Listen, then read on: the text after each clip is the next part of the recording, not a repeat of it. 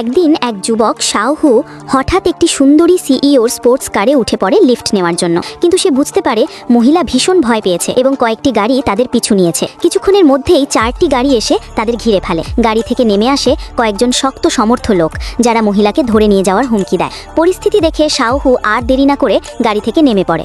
মহিলাকে বাঁচাতে সে একাই সবাইকে মোকাবিলা করতে শুরু করে।